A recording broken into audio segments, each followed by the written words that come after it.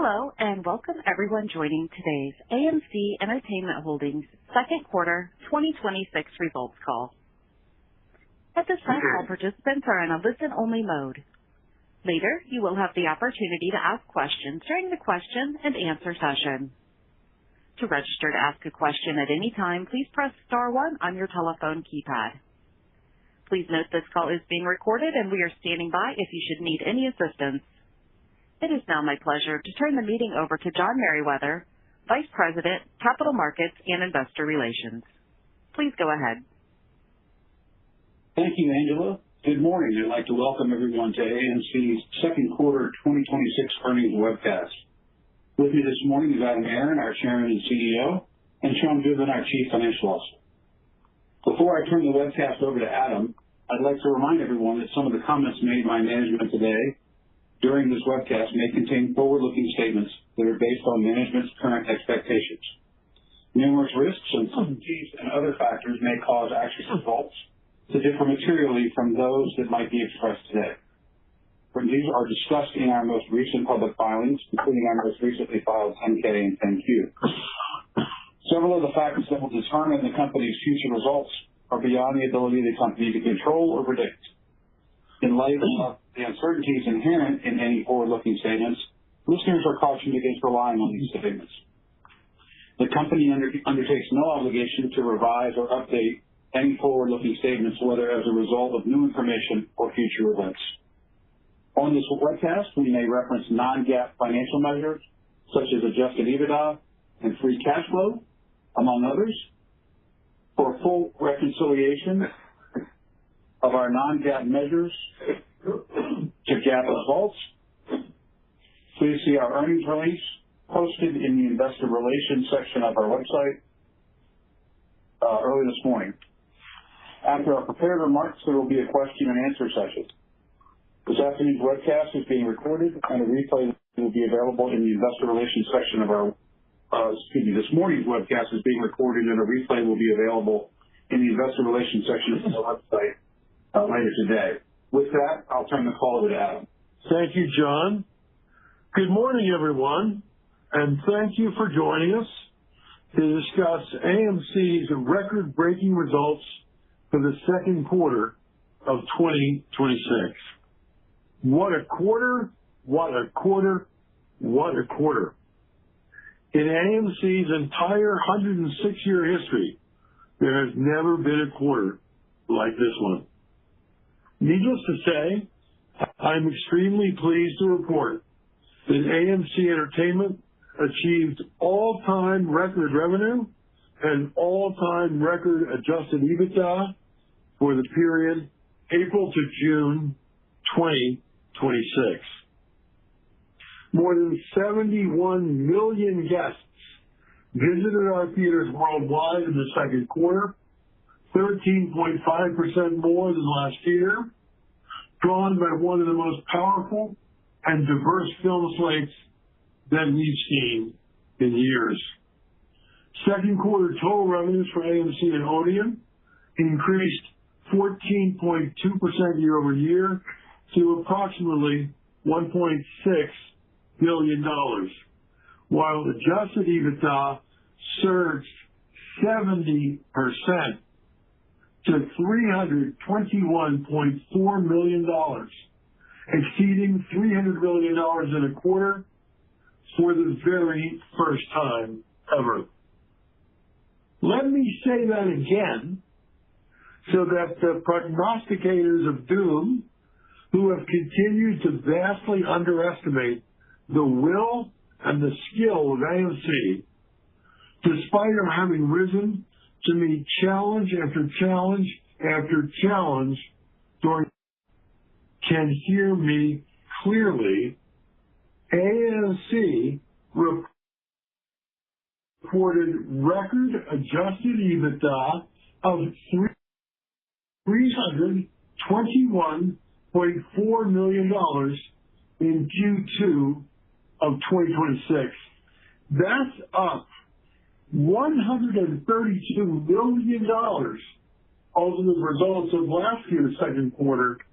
And you may recall that last year's second quarter itself was a strong one. Both second quarter revenue and second quarter adjusted EBITDA exceeded Wall Street's expectations and established new all-time high points for our company. Equally important, we converted this outstanding performance into generating cash. Free cash flow for the quarter was $190.1 million. You all have known for some time that the overall industry-wide domestic box office was showing strength in the quarter. At $2.99 billion, it was the highest second quarter in 7 years. And perhaps of even greater note, of the 200 quarters in the past 50 years for which I have been able to personally scrutinize the statistics, this was the fifth best quarter ever in the past half century. Indeed, in the second quarter, 6 different film titles coming from Universal, Lionsgate, A24, and 3 from Disney had impressive domestic opening weekend grosses exceeding $75 million or more, in some cases far more.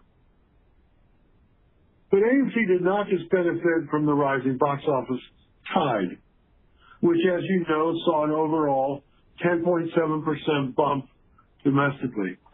We also increased AMC's market share, as our domestic ticket revenues were up by even more, up by some 11.4%. Our European numbers also shined, as evidenced by our European attendance in the second quarter, increasing by 18% year over year. And I might add, with our European second quarter adjusted EBITDA more than quadrupling over the second quarter of a year ago. Globally in the quarter, we also successfully grew our food, beverage, and merchandise sales, which increased by 15.3%, as did our so-called, quote, other revenues, unquote, which increased by 16.1%. By now on this earnings webcast, you're probably hearing a common theme of one word being repeated over and over again. Increasing.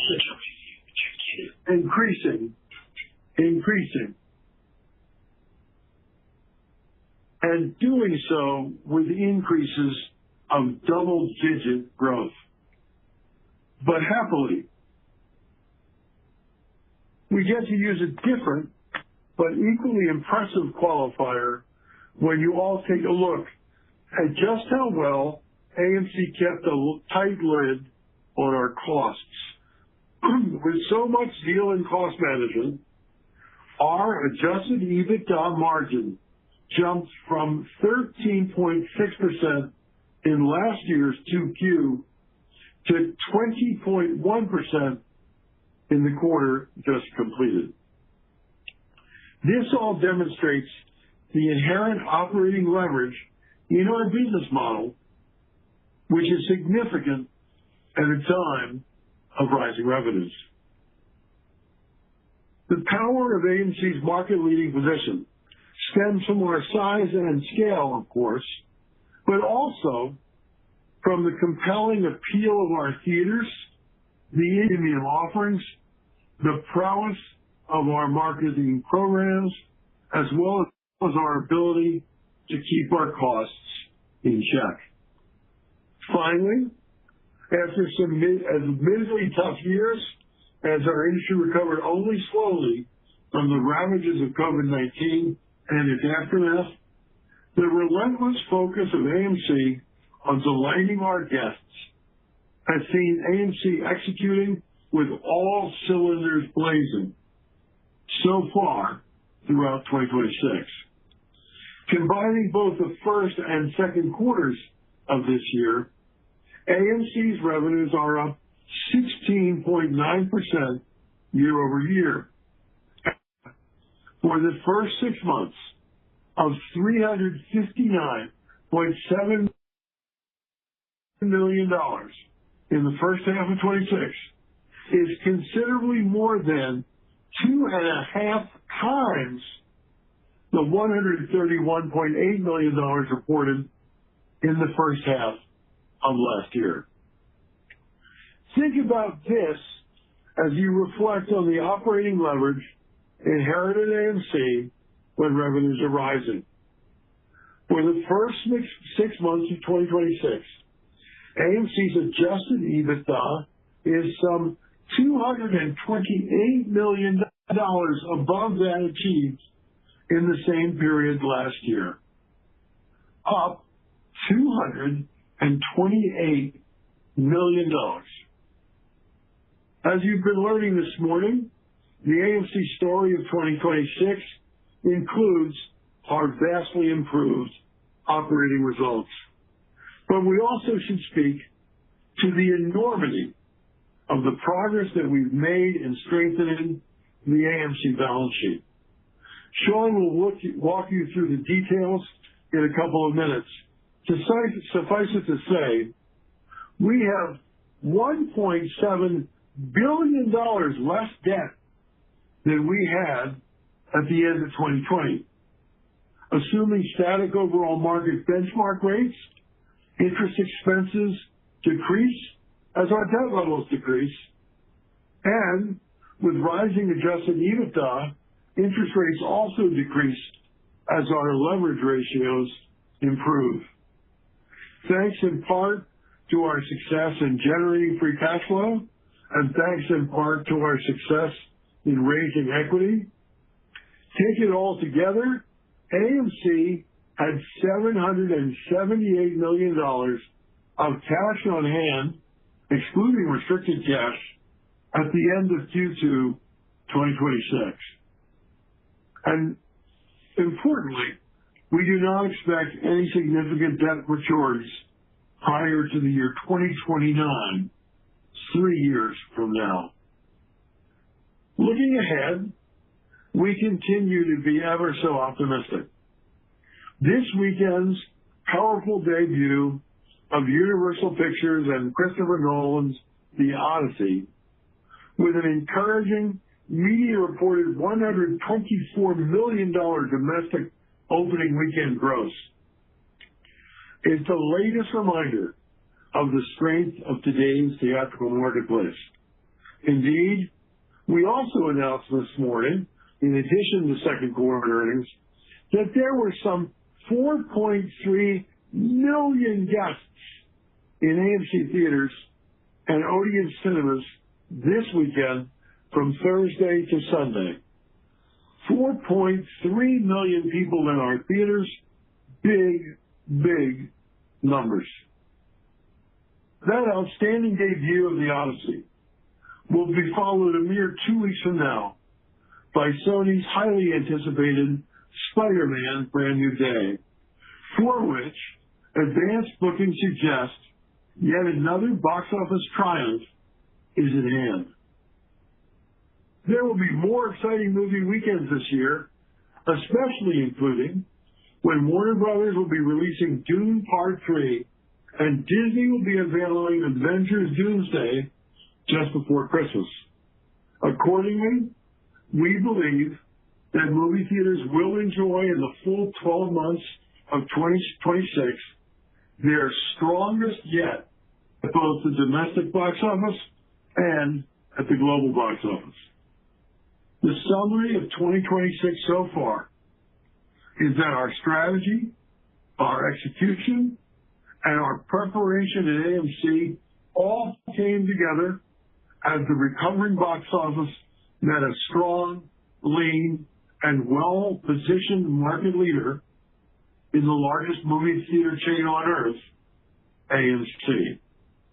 In short, $321.4 million of adjusted EBITDA, the best in 106 years. What a quarter, what a quarter, what a quarter.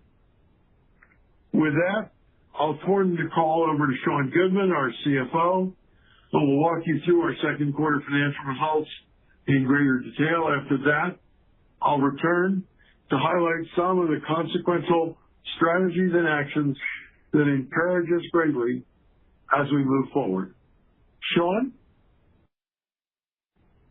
Thank you, Adam, and good morning to everyone. We are indeed proud of the Q2 results. They delivered the highest quarterly revenue and adjusted EBITDA in AMC's entire history. We did not simply benefit from a stronger industry box office, we outperformed. In the United States, admissions revenue increased by 11.4%, approximately 70 basis points ahead of the industry box office growth that was 10.7%. And in Europe, our attendance increased by 17.9%, and that's approximately 170 basis points ahead of the relevant industry attendance growth. The success of our initiatives around the market share, per patron profit, cost management, and portfolio optimization, coupled with the benefits of operating leverage, are up 70% to the record $321 million. That is more than $30 million ahead of the previous record that was achieved almost 9 years ago when our attendance was approximately 23% higher.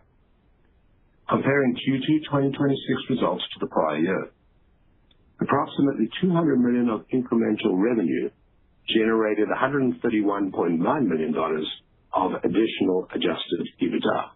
That's a roughly 66% flow-through that drove our adjusted EBITDA margin up 650 basis points to 20.1%. The second quarter's performance was broad-based across our global circuit, with food and beverage revenue per patron and total revenue per patron hitting new all-time highs in both the domestic and the international businesses. In the United States, adjusted EBITDA increased by 57.5% year over year to $285.6 million, while in Europe, adjusted EBITDA increased by 337% to $35.8 million. Note that when comparing our second quarter 2026 results to the prior year, international revenue and EBITDA benefited by approximately 2% from European currency appreciation versus the US dollar. And also note that 2026 general and administrative expenses benefited from an approximately $5.5 million credit associated with insurance recoveries. It's informative to compare our results this quarter to the second quarter of 2019. That was before the onset of the pandemic and before the strategic actions that we have taken over the last 6.5 years. In this year's second quarter, the North American box office was approximately 7.5% less than the second quarter of 2019. Yet in Q2 2026, AMC generated 6% more revenue and 39.5% more adjusted EBITDA than we did in Q2 2019, with attendance at our theaters approximately 26 million people or 26.5% less than in 2019. So we generated more revenue and significantly more adjusted EBITDA in a lower box office environment after 7 years of inflationary cost pressures and with approximately 16% fewer theater locations. This very clearly illustrates that we do not need the box office to return to pre-pandemic levels to achieve the same levels of EBITDA. This is because of the actions that we have taken and that we continue to take to enhance our market share, grow profit per patron, reduce our cost base, optimize our theater portfolio, and invest in the guest experience. During the second quarter, we closed 7 theaters and introduced 6 new premium large format and 25 new XL or extra large auditoriums. Since 2020, we have now closed 225 locations. We've opened 66 for a net reduction of 159 theaters, or approximately 16% of our global circuit. We have at the same time also added 77 premium large format and 193 XL or extra-large auditoriums. This increases the number of premium or enhanced auditorium options available to our guests by more than 50%.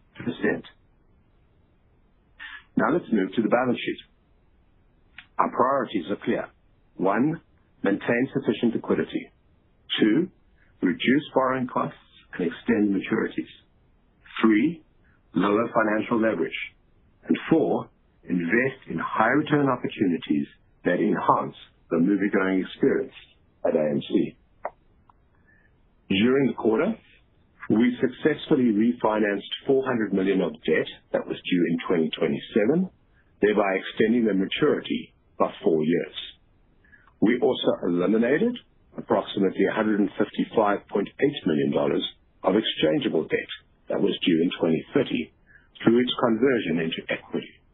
And we completed $150 million of at-the-market equity offering, raising more than $85 million of gross proceeds during the second quarter. In addition, we recently completed a $200 million registered direct equity offering with several institutional investors. And following the closing of that transaction, we exercised our right to redeem the remaining $125.5 million of 6 8% senior subordinated notes due in 2027.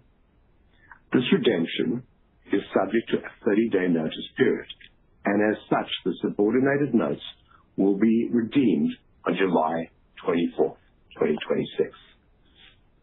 As a result of the debt refinancing and repayment actions taken in the second quarter, we do not anticipate any material debt principal payments required prior to 2029, and our go-forward annual cash interest expense will be reduced by approximately $16 million.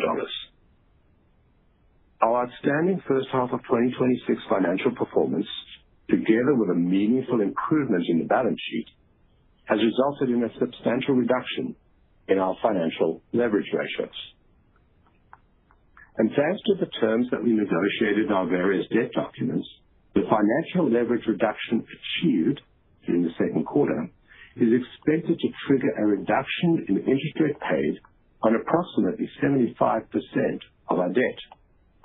This will result in a lowering of the annual interest expenses by approximately $51 million.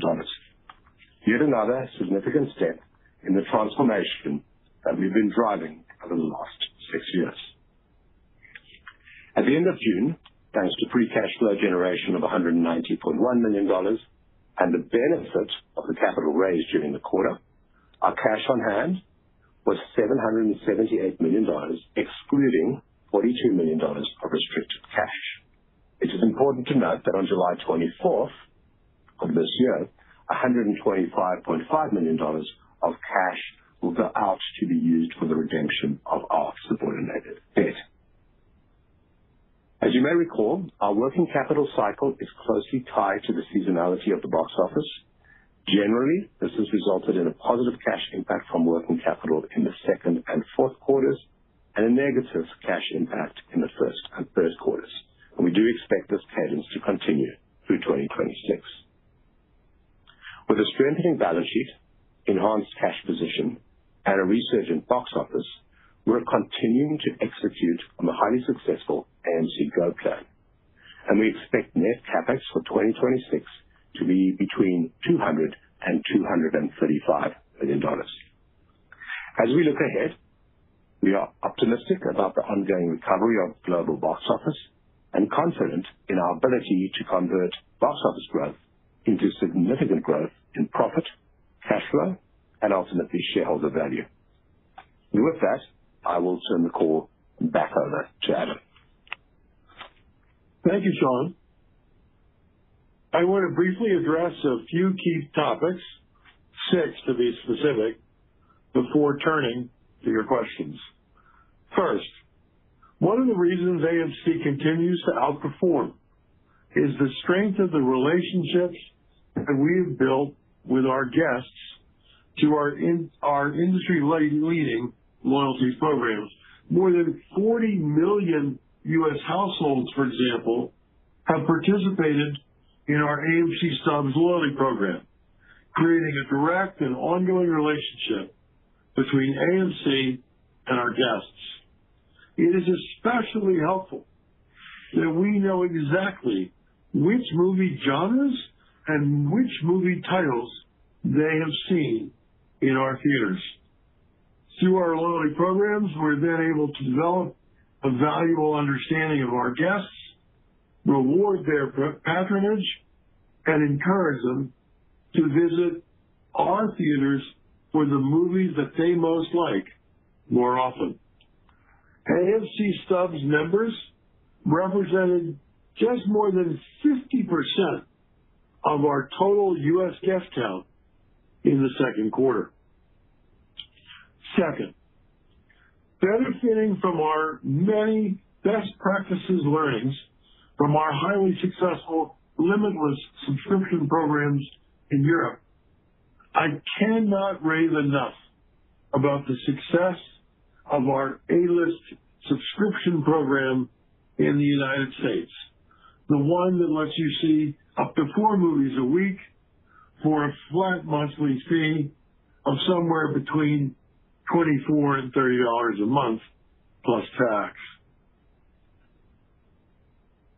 At the end of the second quarter, more than 1.1 million moviegoers were members of our A-List program, more than double the membership that AMC's A-List had just 5 years ago. A-List is such a popular program, especially among Gen Z moviegoers, and it gives AMC a more consistent and increasingly more predictable cadence to welcome a younger generation to flock to movie theaters, as their parents and grandparents did before them for decade after decade, dating back a full century or more. Indeed, A-listers who also get to participate in our AMC Stubs loyalty program were responsible for right around 20% of all AMC theater patronage in the U.S. during the second quarter. Think about that. 1.1 million people out of the 330 million Americans are so loyal to AMC that they represented about 20% of our movie-going customers in the second quarter, which itself was so successful. Third, Sean often mentions with great satisfaction our closing non-performing theaters and opening shiny new ones. What is so impressive here is that the theaters that we're opening so outgross and have so much more combined profitability than the theaters that we shut. What's more, our willingness to do so also has given us the credibility we need in the theater landlord community to successfully renegotiate and receive much more attractive lease terms on many of the theaters that routinely come up for renewal each and every year. Fourth, AMC is the movie theater chain that led the way with recliner seating, both in the U.S. and at our Lux branded theaters across Europe. Ironically, many of our highest grossing theaters simply can't take reclining seats because they require so much seat loss. We just can't afford to give up that are so thoroughly patronized. Fortunately, we have a solution to this conundrum. Our relatively new branded AMC Club Rocker seat is much more attractive and much more comfortable than the seats that preceded it. The seat loss is but a fraction of the seating given up to install full recliners. And it also costs only a fraction to deploy the Club Rockers compared to what we previously were investing. The AMC Club Rocker seats propelled AMC Burbank, AMC Lincoln Square, and AMC Empire to be among the highest grossing theaters across the entire country week after week after week.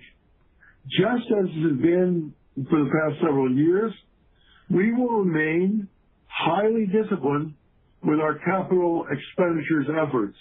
But even so, we have figured out a way to relatively inexpensively get more of these club rockers into more of our top performing theaters, which will make them even that much more appealing to moviegoers. Fifth, I've noticed that many analysts have been writing recently about the power of extra large format and premium large format screens. I want to remind you how much of a commanding lead AMC enjoys, most importantly with IMAX and with Dolby Cinema, among others, along with our house brands, consumer preferred premium products all, and proudly featured in the world of AMC in the U.S. and Odeon in Europe. Globally, AMC and Odeon now have deployed and operating some 226 IMAX screens, 182 Dolby screens, 83 iSense screens, 47 Prime screens, 14 ScreenX and 40X screens, along with 193 XL screens.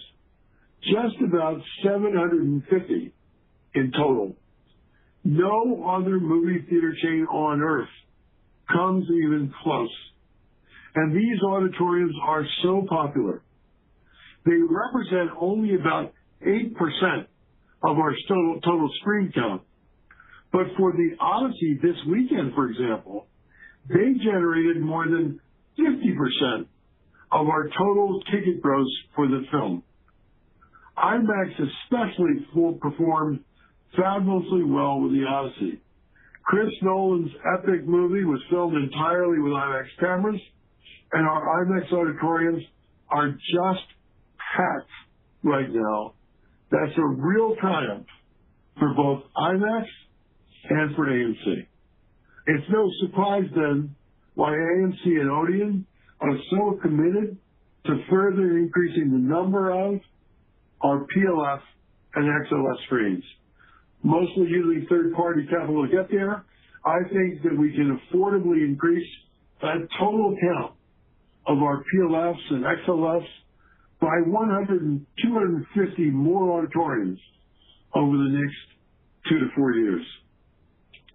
And finally, sixth, I really want to salute our headquarters staff and our theater teams in the field for the creative ways in which they've controlled costs so far in 2026. It would almost be not mind-numbing on this webcast today to try to walk you through all the line items on which we've been vigilant in check. But you should know that our success in the second quarter in driving more EBITDA than almost any of you expected, came from our determined efforts, first to get revenues growing, but to get them growing at a far faster pace than that of expense growth. With that, Sean and I would be pleased to take your questions from analysts and our retail shareholders following a quarter in which I forgot to mention it before, $321.4 million, a 106-year record for AMC.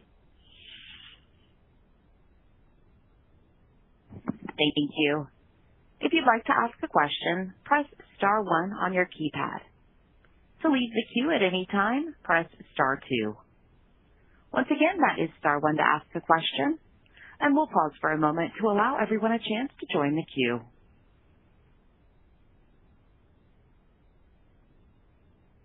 And our first question today comes from Mike Hickey with StoneX. Your line is open. Please go ahead. Hey, Adam, Sean, John, congrats, guys, on an incredible 2Q, strong first half performance. Two questions, Adam. The first is probably your point 6 on your team's cost discipline here, which has been exceptional, holding your OpEx basically flat in 2Q. How sustainable do you think that cost discipline is in the second half? And would you expect continued revenue growth to drive similar operating leverage? Thanks, Mike. And by the way, Mike,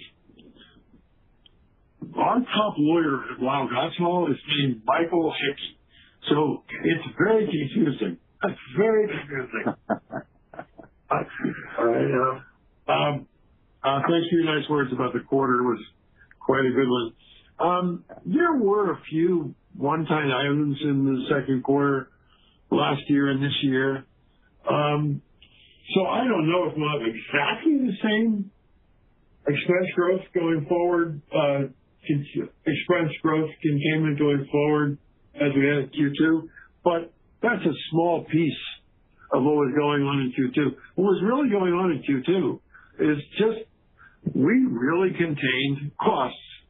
And I'm so proud of our people because it took, 30,000 of them across 850 theaters, as well as in our headquarters organizations in Europe and the U.S. to pull it off.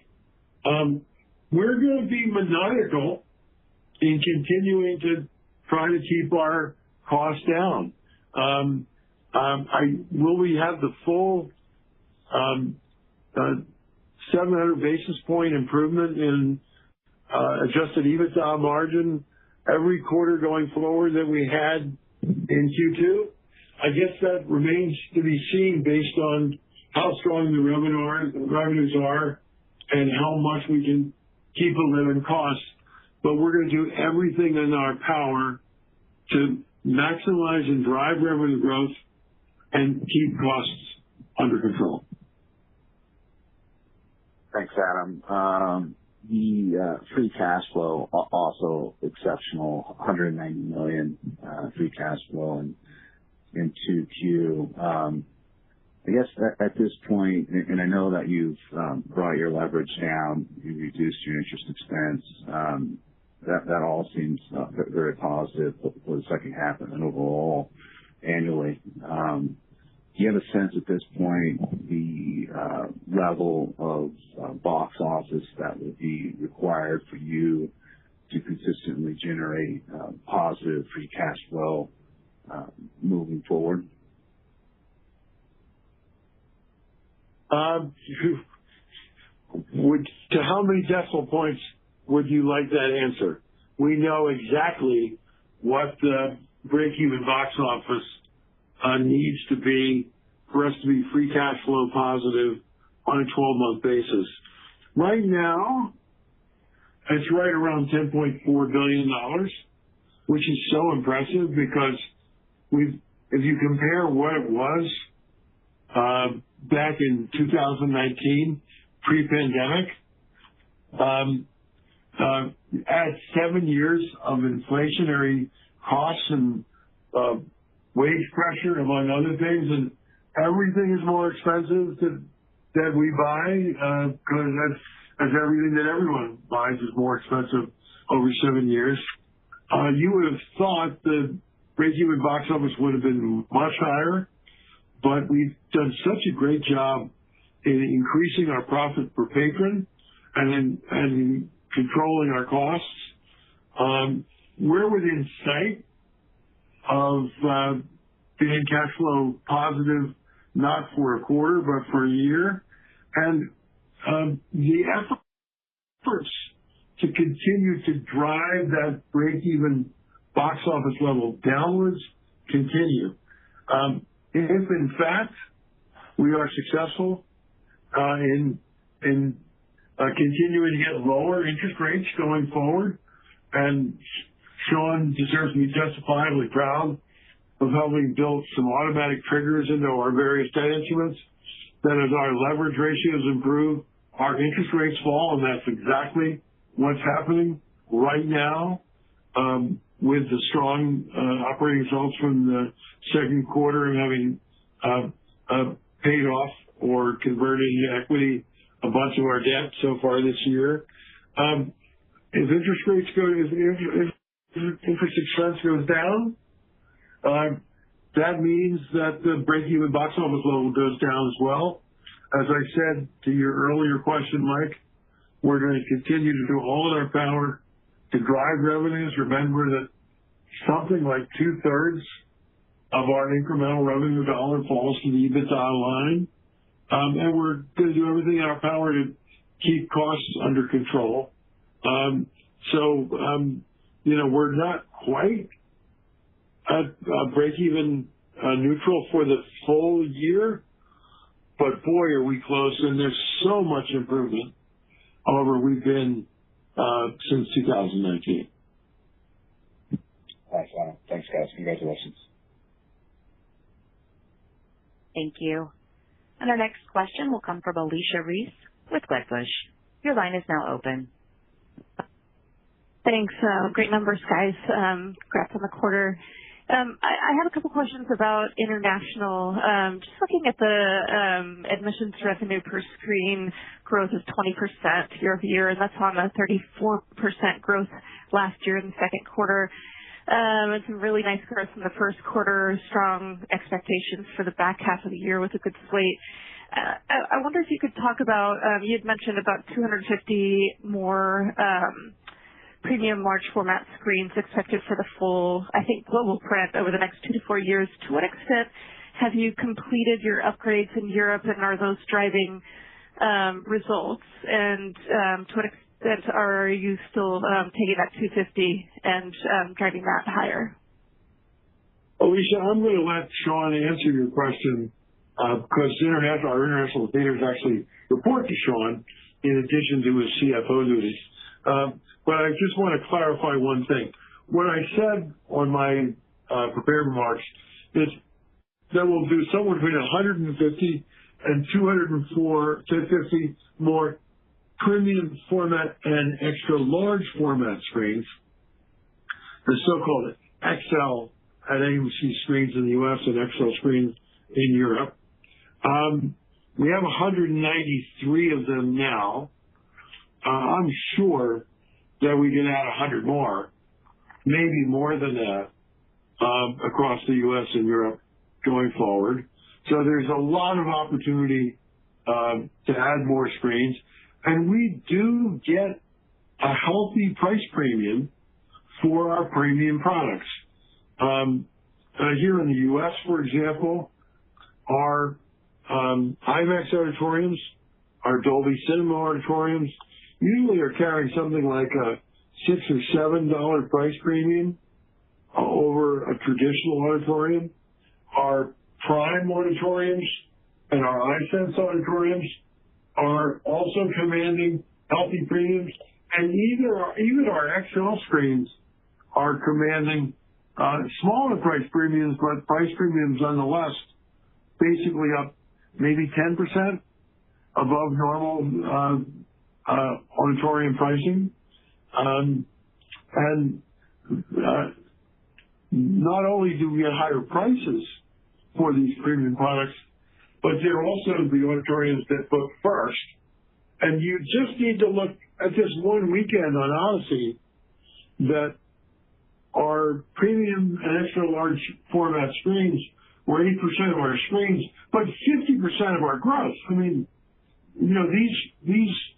the premium format screens have the generating power of 6 times that of a normal auditorium.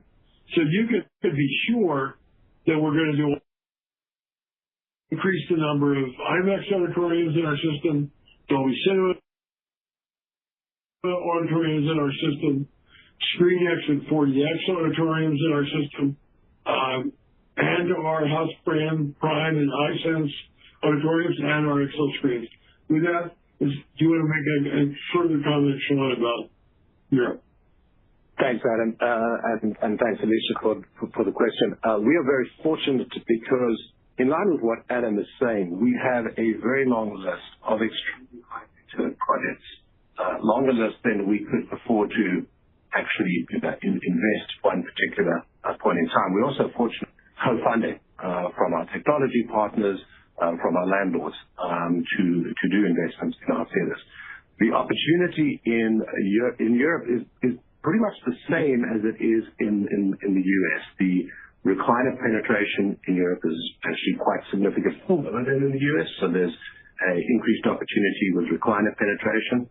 The Lux theater conversions that we've done in Europe have generated extremely high returns. And so those opportunities exist, and we're spending at the moment pretty much a proportionate amount of capital in the U.S. and Europe, and on these very, very high return projects. And I might add, for as excited as we are about the current profitability in the second quarter of AMC, there's so much operating leverage in our company that when revenues rise, EBITDA rises at a much more rapid clip. And as Sean said, there are a lot of growth opportunities that we look at, but I don't want anyone to have the wrong takeaway from this conversation. If you look at the last 6 years, AMC has been incredibly disciplined in our capital expenditure efforts. We've skinny down CapEx and embraced only the most obvious successful products and projects. We intend to continue to be extraordinarily disciplined in our capital expenditure process as we go forward. And as a quick follow-up, can you just discuss briefly the ROI on the European recliner upgrades and just compare that to U.S. Back when you were doing that, and the premium and large format screens as well? Is the ROI similar to U.S.? Yes is the simple answer, and they vary project by project. But it's not uncommon for us to see ROIs achieved of 30% or more, 40% or more, 50% or more. On the XL screens, they were so inexpensive to create because the screens already existed. We just didn't necessarily market that we had them. The IRR in the XL screens is pretty much infinite. Our total cost to put an XL screen in place, XL screen, for which we're getting a 10% price premium in perpetuity, at least if current pricing were to continue. I don't want to make any forward-looking statements about pricing. But our expenditures for an XL screen were under $20,000 a screen. I mean, the returns are really high when you can create a product of close to 200 screens globally and spend very little money doing it. And I'll add to that as well, as one would expect, the returns are also really high when you can get co-funding from your landlords or your technology providers as well.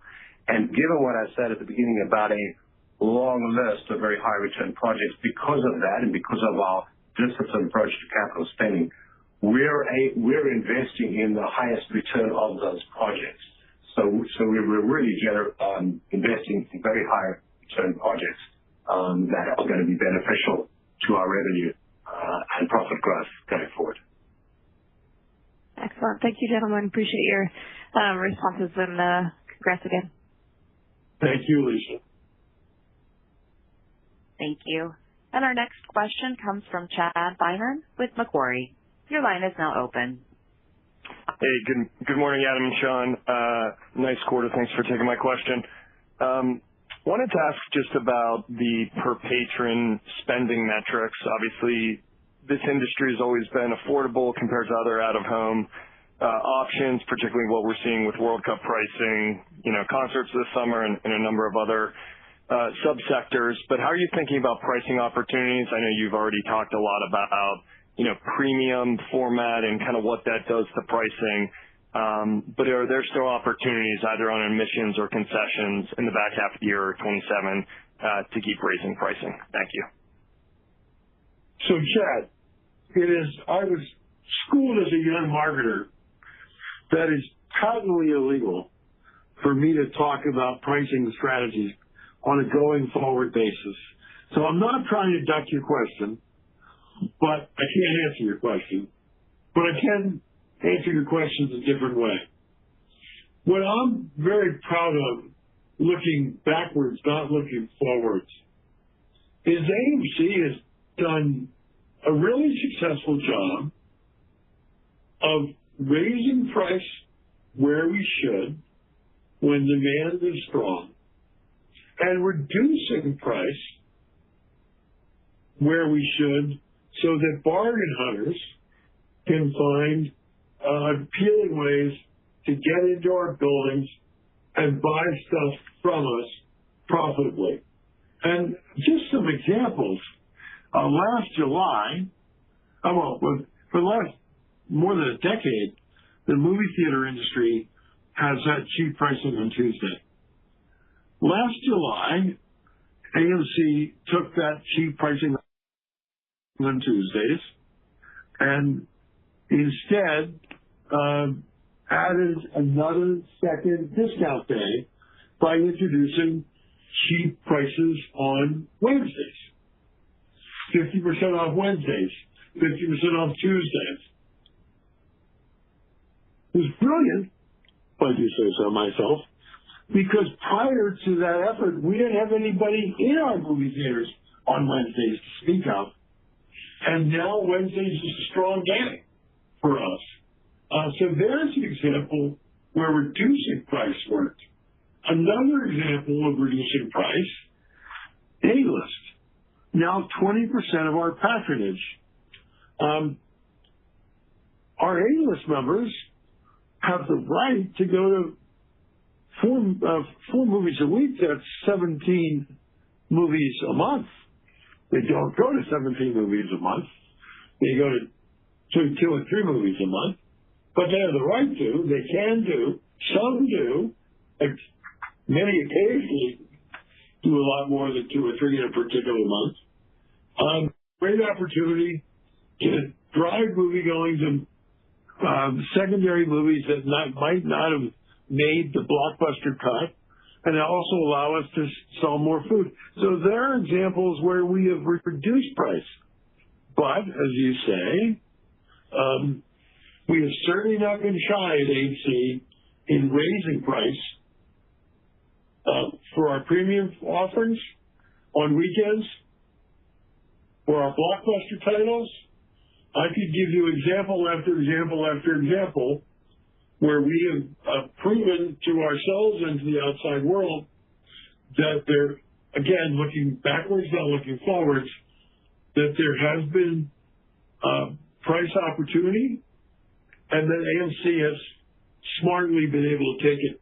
And if you compare the average ticket price that AMC achieves, and you compare that to all the other large mass operators, you're going to continue to find, I believe, that AMC is more successful in commanding higher ticket pricing than our competition. That is a testimony to our proven ability to smartly price, both in having raised prices where we should and having reduced prices where we should. And if I could add just one thing, is that we shouldn't completely equate revenue per patron increases to price increases, right?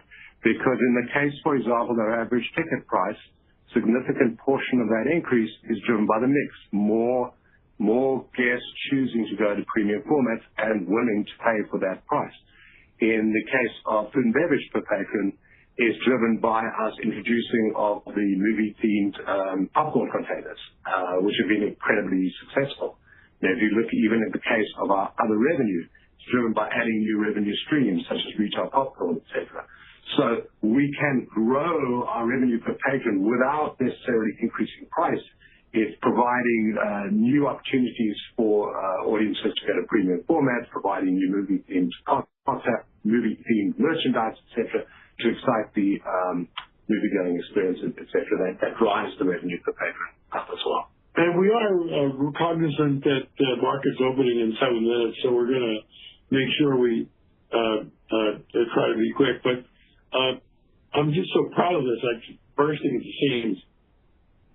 4 years ago, our movie-themed merchandise business had revenues of 0 because we weren't in the business.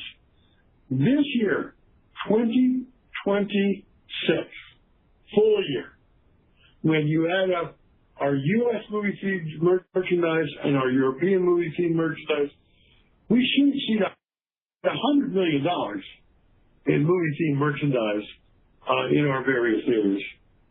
Like, that's out of thin air. Good for us. Thank you both. I'll leave it there. Appreciate it. Thank you. Thank you. And our next question comes from Patrick Scholl with Barrington Research. Your line is now open. Hi. Good morning. Thanks for taking the question, and congrats on the record results. Just following up on Mike's question on maybe like the level of box office. Is there like a level of box office or leverage level, or you've made great progress on that over the past few years, but like a leverage level where you'd be more comfortable with the balance sheet? It's not the leverage level that we've had over the past 6 years, and that's why we've been reducing our debt every year since then. As you can see from our 2026 June results, the leverage level has improved considerably. But I want to be quite clear, that is not the leverage level that our goal is to get to as well. We know that there's further to go, and we will get there by continuing to reduce the principal balance of the debt and also by increasing EBITDA. Ultimately, and it's going to take a little while to get there, we'd like to get to around a 3 times leverage level. We recognize that's not where we are now, but look at the significant change in the leverage level that has happened over just the last 6 months. We went from a double-digit leverage level to now what looks like a leverage level that is less than 6.5 times. So a very significant improvement, and we'll continue to work towards continuing to make those significant improvements. Okay. Thank you. And then on your updated expectations on CapEx, is that an expectation that you would have going forward, or is that kind of timing and just increasing some of the projects ahead of the Q4 slate, or is that also what you alluded to earlier with increased lease incentives from the landlords? There's a little bit more kind of color around that. Thank you. I wouldn't read anything into future years with that because, as Adam said earlier, we're incredibly disciplined on our CapEx spend, and it will be very box office dependent. We, as we said earlier on this call, have just such incredible opportunities to spend money this year and create significant ROI that will benefit the results that we've taken advantage of the opportunity to do that. We're doing that this year, and we'll have to look at 2027 CapEx, look at the individual projects, look at our expectations for the box office, et cetera, and at that point decide what our CapEx spend, what appropriate level will be for 27 and going forward. Okay. Thank you so much. Thank you. Thank you. At this time, there are no further questions in queue. I will now turn the meeting back to Sean Goodman. Thank you very much. Adam, I think there's time for just one quick question from our retail investors. So the question relates to equity and capital markets. Notes that we have done 2 equity raises during the second quarter, and just a question to discuss the rationale for these equity raises and why they are important to AMC, our business. Well, thank you, Sean.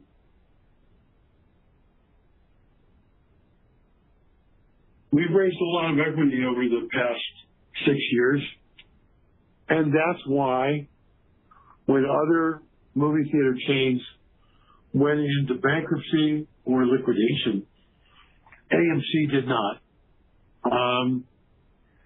But even we know that the issuance of stock is a precious commodity. We don't issue it lightly. We think very hard about how much equity we should offer and when. There's always a good reason for it. In the case of the equity that we raised in the second quarter this year, we had a debt maturity coming up less than a year from now where we needed to repay $125.5 million of debt. And the alternative to not repaying that debt would have been catastrophic. So we made sure that we raised the cash we needed to prosper. Having said that, we also know, I've said many times publicly, that cash is king. We also know that the thing that separated the companies that survived COVID and the Hollywood strikes is that they had cash in the bank. And the companies that did not have cash in the bank faltered. And in our industry, there were many companies that faltered. And so we've also been quite insistent that we always have, to the extent possible, robust cash reserves so that we have the time to recover. And look what's just happened with the second quarter. Because we gave ourselves the time to recover between the end of 2020 and the beginning of 2026, we put ourselves in the position through a better film slate and a more successful company that was driving revenues and cutting costs. We put ourselves in a position to report a record quarter of $321 million of EBITDA and $190 million of free cash flow. So while the decisions we made were not always popular with our shareholder base, we knew that they were absolutely essential for our survival and gave us the runway we needed to get to the promised land. We're not quite at the promised land yet because while we were free cash flow positive in Q2, we got a little way to go to be free cash flow positive for a full 12-month year, but we're ever so close. And as I said, we ended the second quarter with $778 million of cash on hand. Tough decisions, but they were made with great care and deliberation. With that, I think the market's opening, so we're going to finish off this call. I want to thank all of you for participating today, both our analyst community and our retail shareholders who joined the webcast. And I leave you with three simple thoughts which are not going to be a surprise to any of you. Number one, holy moly, what a quarter we just completed. The best in 106 years with $321.4 million of EBITDA. Number two, if you were one of the 4.3 million people in our theaters this weekend who reveled at The Odyssey, it's got a 95% score from critics on Rotten Tomatoes and a 97% from audiences on Rotten Tomatoes. I would strongly encourage you, buy a movie theater ticket, go out and see The Odyssey on a giant screen. It's how that movie was meant to be seen, and you're in for 2 hours and 50 minutes of extraordinary entertainment. And three, while I think The Odyssey is going to have legs for many, many weeks, just 2 weeks from now, Spider-Man Brand New Day will open in our theaters as well.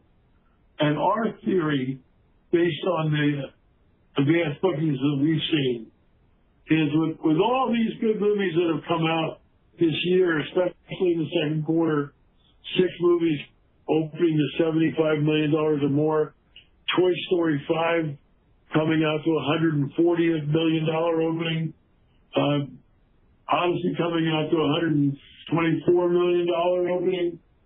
We think that Spider-Man is going to be the biggest movie of the year so far. So, there's going to be a lot of movies for you to choose from this week, this month, and throughout the remainder of calendar year 26. Thank you one and all for joining us today. Thank you. This brings us to the end of today's meeting. We appreciate your time and participation. You may now disconnect.